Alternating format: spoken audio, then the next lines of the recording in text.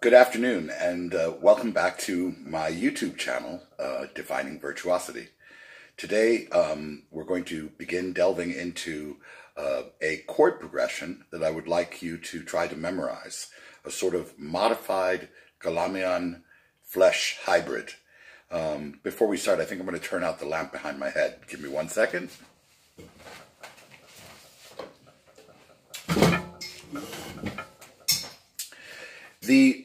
The basis for all of my arpeggio study and the fingerings that I choose for teaching my students starts with a minor triad, and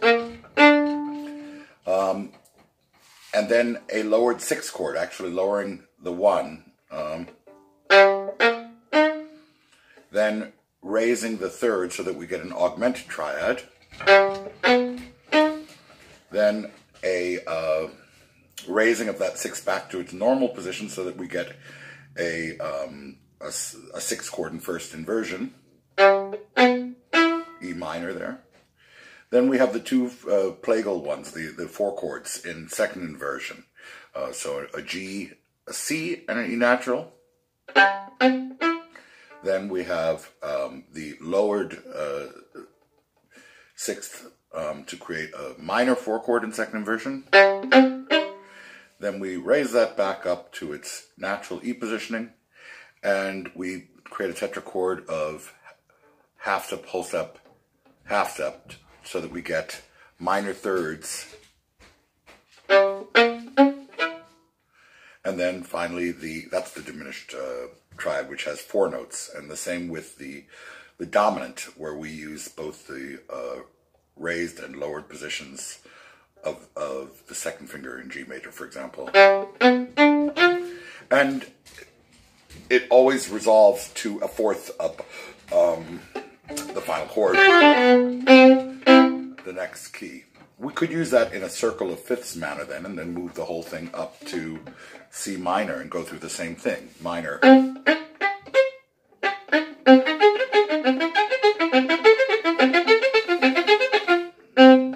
Now, in all positioned chords where we start with the first finger, just so that you know, we have two options for the diminished triad, and both should be learned because we need them. In other words, if we think of the third note as being able to be fingered as a unison, this could be here or there.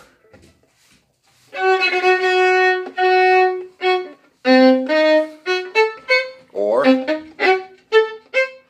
and then the final one, the dominant one,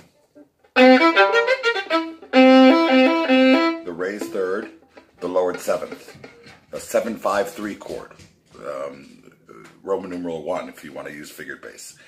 And then that would result to an F. Then we could move it to F major and do the same.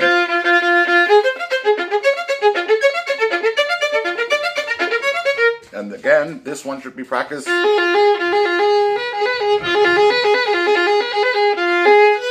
There.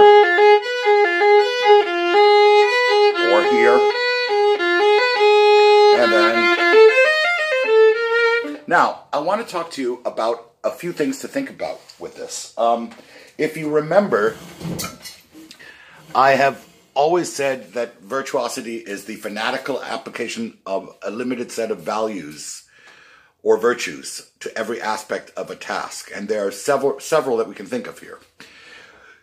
First of all, you could take Rodney Friend's wonderful, wonderful teaching on tuning the hand in fifths and place these tetrachords across two strings at all times to center your hand. You could also think of the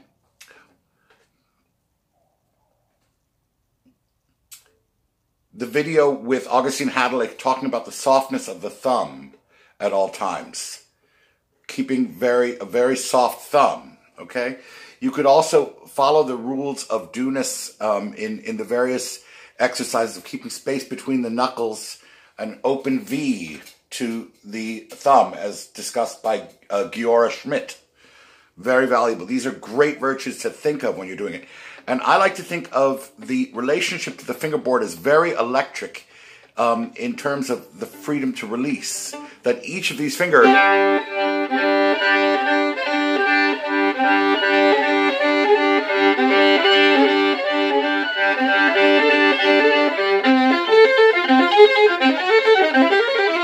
because the fingers can move much faster and freer if they have that kind of a relationship. I teach my small children that I like their fingers to dance along the strings like little mice, not like a herd of elephants.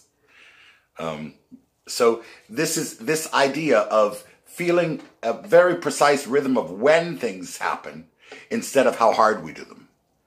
Very precise lifts and drops. Okay, I like to keep the hand turned like this. Why would I be so fanatical about all these things? Well, because this fingering that we learn can be done exactly the same way going up one string as it can going across two. We also should master the same arpeggio going across the four strings. There's an example that I give all of my students in D, starting with the second finger. The reason for this is that we can put this and the other shifting patterns that I'll teach you together to create a 3-octave arpeggio. We can even put the first one together to create a 4-octave arpeggio. And so the whole premise of all of this is that you memorize and that you no longer need a scale book. Why? Why? So that we can pay attention to what we're doing. When we read notes, we're not watching angles, we're not paying attention to the two hands, how they work, or any of that stuff. So I actually, I think you should be able to, as a teacher, ask a student, please play a C-sharp minor scale and arpeggio system. And they should just be able to do it. They shouldn't need to open up their flesh book to page 70, whatever, or, you know. I think that's dangerous because you don't pay attention to angles. That does not mean not to own a Carl Flesch scale book and to refer to them for ideas, because learning fingerings given by others and other fingering choices are really, really part of an artist's arsenal, to have choices when you're in the midst of solving problems in the repertoire, which we will get to later. So the 2-octave arpeggio across 4 strings would be 2, 4, 2, 1, 3, 1, 4. You'll notice the upper octave is exactly the same.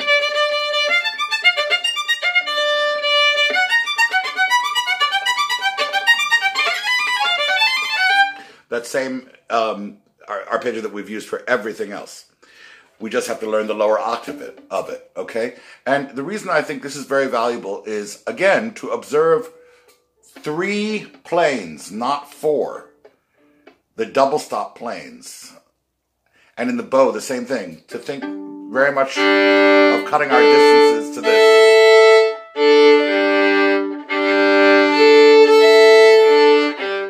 We can add the tiny tilt extra for the G alone and the tiny tilt extra later. But what that does in the bow arm is it stabilizes the hand this way. We really can figure out what the arm level is for each string individually better by practicing double stops and individual notes. So it's just like a right hand equivalent to what Rodney Friend is saying about the fifths and your left hand angles and the position of the hand of the great artists, which it's just one of the most brilliant videos on YouTube. You need to watch it. Anyway, to continue, we learned that one across, and you can use Rodney's chained bowing.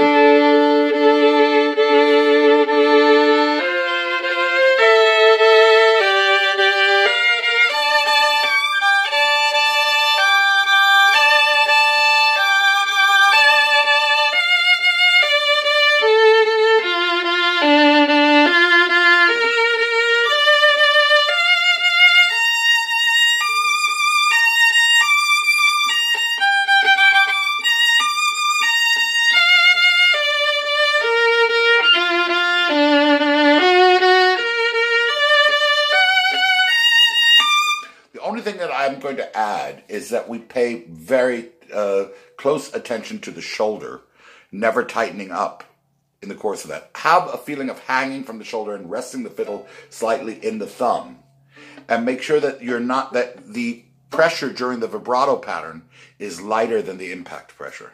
That there's always some sense of a bounce back, flexibility in the first joint of the finger, flexibility from the index finger back to the thumb. So that we can, and that you start with the hand more turned. Why? Because as the finger rolls back, this joint comes closer to the neck in the vibrato pattern. And if it's not separated from it, it will lock. And the vibrato will sound. And then you're shaking the instrument. So what happens in the whole chain of bad things happens then. We start shaking the instrument. So what do we naturally do to try to keep the instrument from shaking? We bring the shoulder up and we squeeze tighter. So it becomes a more and more locked thing. And we don't want to do that. So there you have the 2 octave arpeggio. And remember, in the diminished second octave, you have 2 choices of how to play the raised 4th. Right? You can play it with the 4th finger extended or the 1st finger contracted. Fanatical application of a limited set of values to all aspects of a task. This contraction cannot cause a tightening of the shoulder. This extending cannot cause a tightening of the shoulder, a tightening of the thumb. Where does the thumb go? It goes where all of these fingers can fall most comfortably. And that changes from hand to hand. That's where we cannot apply a fixed set of rules. You have to be aware of your comfort and the result at all times. Okay, there's the 2 octave ones. The same fingering that we did across 4 strings can be done across 2 strings, can be done up 1 string. We can just play the F sharp here.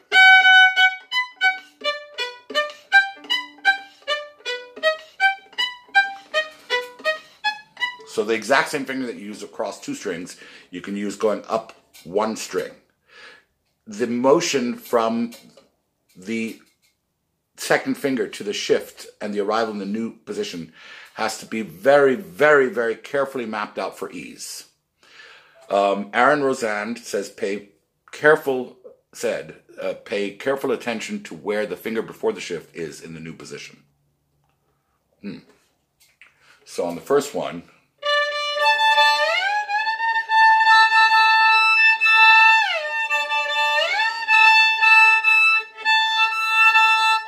it has to be there. Otherwise, the 1 won't be comfortable on the F sharp. Okay?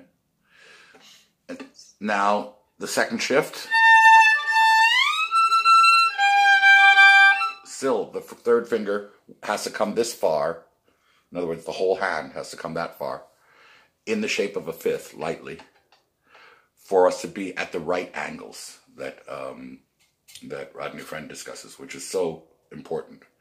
So you would practice shifting up that way, relaxed, and feeling the elbow move as straight as possible. So in other words, it has enough rotation, in as little as rotation as you can muster, but enough rotation to stay basically at the same angle in the 2. It's easier to measure the shift that way if there's not a whole bunch of monkey business going on.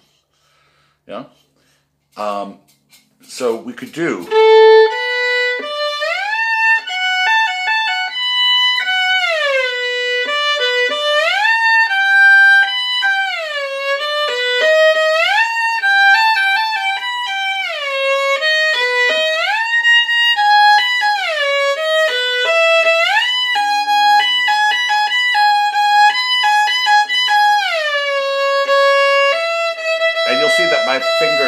angle, you can see they're touching 2 strings, the E and A string. You can also practice the same thing, placing on the lower string for optional balance that way. This gives us also something that was not mentioned in the other videos of Ronnie's, the ability to very, very subtly adjust super quick if we have to in emergency settings, right? And Heifetz said that one of his secrets for intonation was that he could adjust faster than others could hear it. That's to be saved for the performance time, of course, because you need to be fanatical about perfection in the practice room, right? But on the playthroughs, when you do your performing time, whether at home or in front of an audience, you then have to not stop no matter what when you go through that. Finally, we need to, in order to do the 3-octave arpeggio system, we need to know what the hand shape is in the last few notes of each of the arpeggios, because there's a stretch of a minor 6th and a major 6th involved, and some unusual frames that we're not as comfortable to. If we back up from the top note, let's say we take a B. if we take this note and move the 4, a perfect fourth below it. And then the first finger, a major third below that. This frame needs to be comfortable. Each of the fingers needs to be able to lift and drop, okay? That's the first minor one. When we raise the third a half step,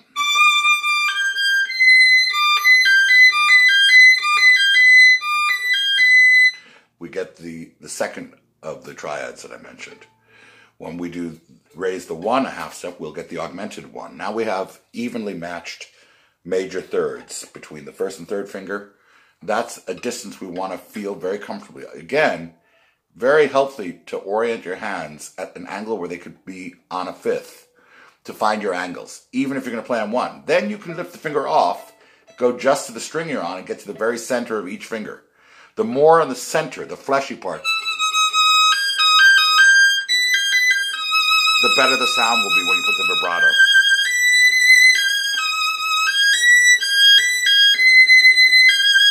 Now, the next one, we raise the third a half step to a G sharp.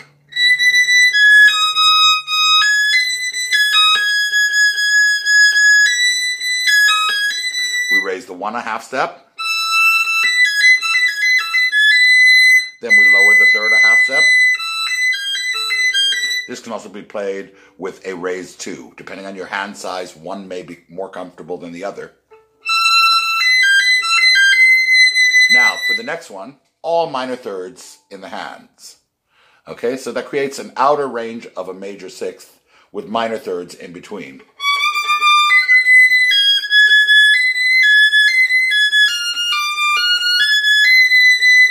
And then we just raise the lower 3 fingers a half step, and we get the dominant 7.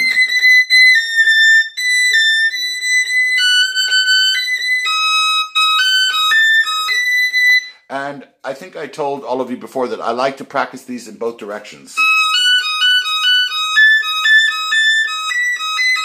And this.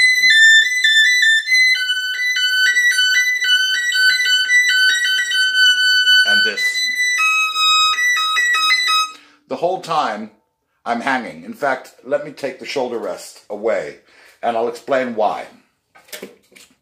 This exercise has to be able to be done without a shoulder rest, with the fiddle resting in the hand.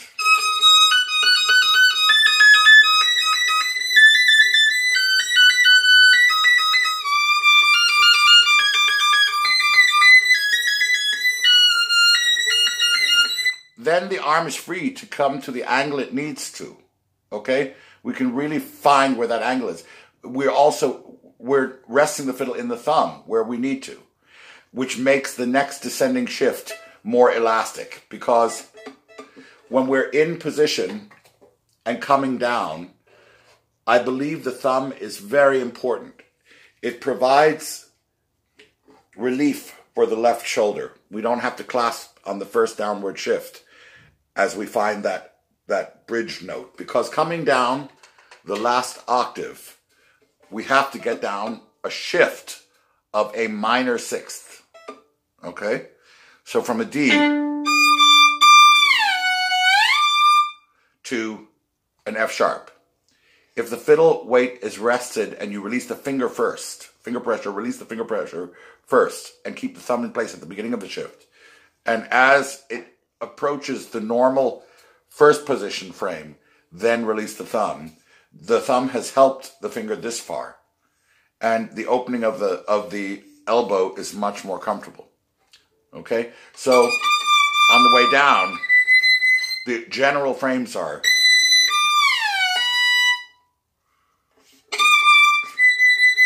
the shape of a minor sixth, or you could think the leap of the fourth finger down an octave. Those are really terrific exercises to practice for making the descending shift secure and not tight. And they can be done with and without vibrato. Again, I would pay very close attention to Rodney's rule about rhythm, exactly when things happen. Because, my friends, in terms of shifting and intonation is about being the right place at the right time. It doesn't count if you're there fumbling and you find and adjust it. So setting some sort of a rhythmic discipline.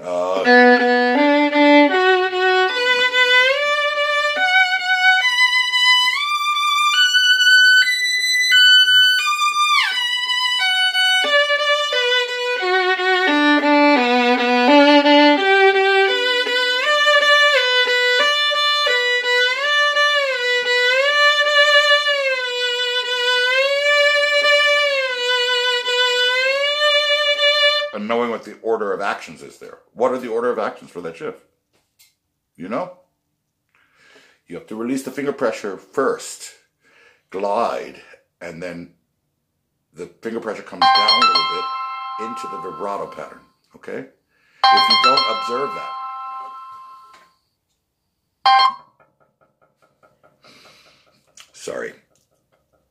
if you don't observe that, you won't be comfortable.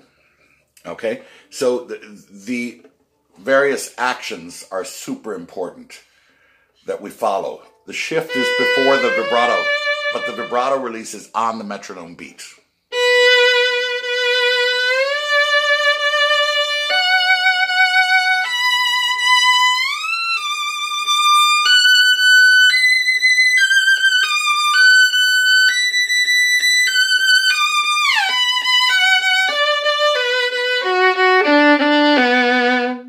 Okay, finally, before introducing the 4-octave, I think you know the fingering now, because all we're doing is shifting up to third position once, and then after the second finger, going to that final frame. So now you have the fingering for all of your 3-octave arpeggios, except for the one starting with the first finger under the second, which would be A flat, and G. And there you have it. You can just do it by the octave. On G, you can shift every new G there. Now, on the way down, I like to come down the E string, actually. It's a little more brilliant. You could also practice the reverse fingering, 4, 1, 3, 1, 1, 3, 1, open 2. And that can be useful in places. But I really like the brilliance of coming down the E string for most concert use. Yeah. So what does that leave? We can now take the 1-octave arpeggio fingering, up one string, and combine it with the last octave fingering from the 3-octave and create a 2-octave arpeggio fingering going up one string. That would be 1 to 3. To 1, to 4, 1, and at this point the hand has to be aligned for all 3 of the remaining notes. No changing the hand shape 3 times or walking. Walking is used. Don't misunderstand me. We can use walking on the violin.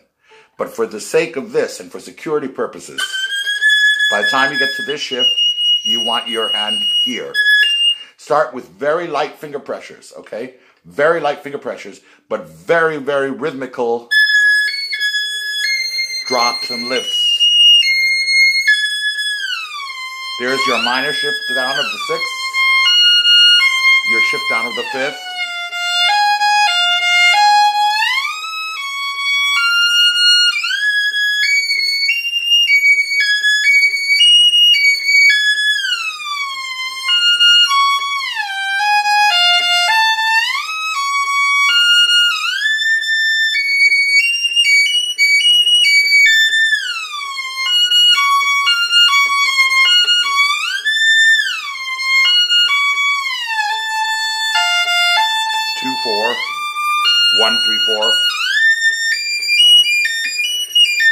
Okay, that leaves then just the 4-octave.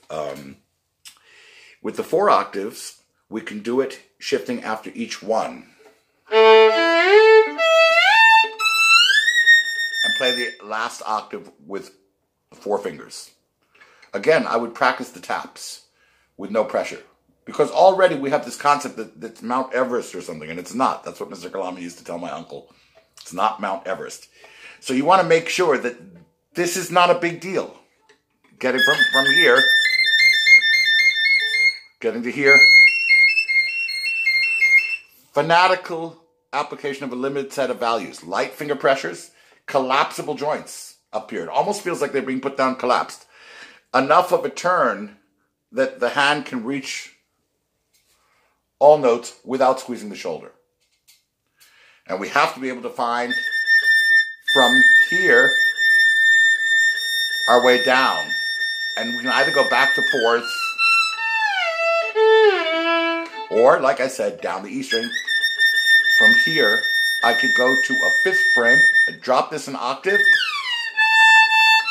and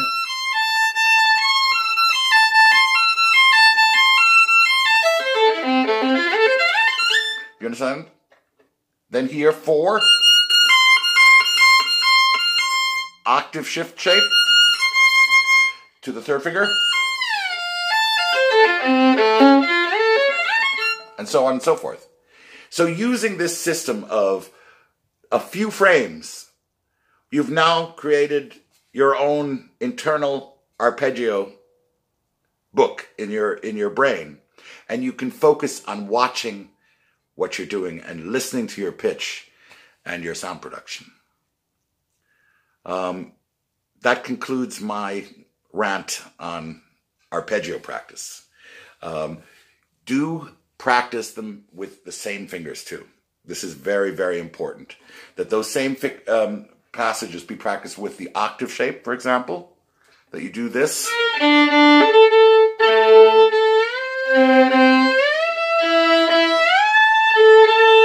Now, notice I played the upper note first. I think too often we play the lower note and then we go, oh shoot, or that other word. And then we tighten to get the octave in place. If we make sure that the fourth finger, the hand is in a comfortable place for the fourth finger, and the fourth finger is dropped in the orientation of a fifth, I think we'll be much happier with the results of that. I would definitely practice that shifting pattern, and with the first finger going up 2 octaves on each string with that same arpeggio pattern. I hope you understand what I'm saying.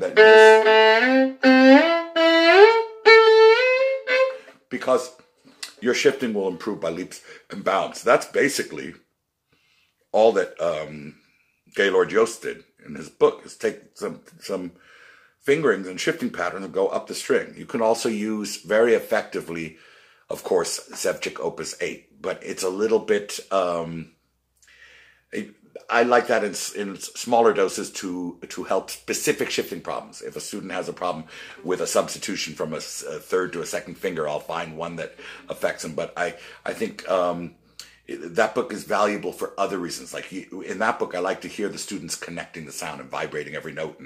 But for isolating just the shifts itself, I think that just a simple arpeggio system with the same finger is very, very effective. But you have to observe some other things then. Soft landings. It means when I get to here, I'm not tight. And here. The other thing is that action happens before the pulling of that next note. There's a moment of slow bow speed where the finger is lit just ever so slightly ahead of the sound production.